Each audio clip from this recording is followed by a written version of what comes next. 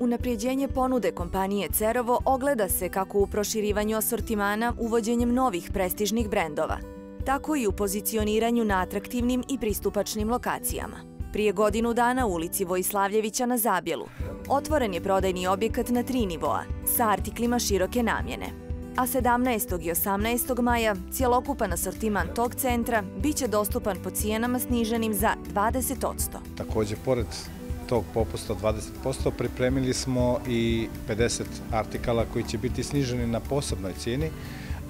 To će biti artikli iznenađenja, ima interesantnih artikala na koji su izdvojeni i njih bi ostavio za vikend za kupce koji nas obiđu i posjete ovdje u poslovnom centru na Zabjelu. 18. pored kupovine da možete ostvariti na kompletan asortiman 20% i također i online kupovina će biti 20%.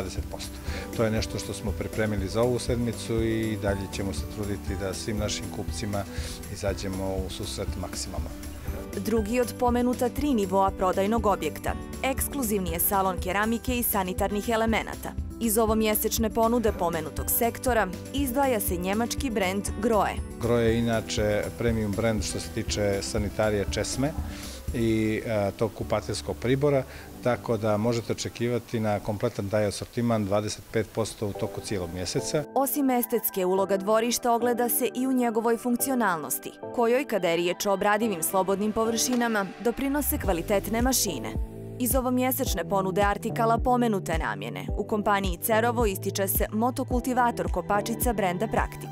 Po cijeni od 107 eura dostupan je i Iskrin bočni trimer, 159,60 €. Cijena je benzinske kosačice.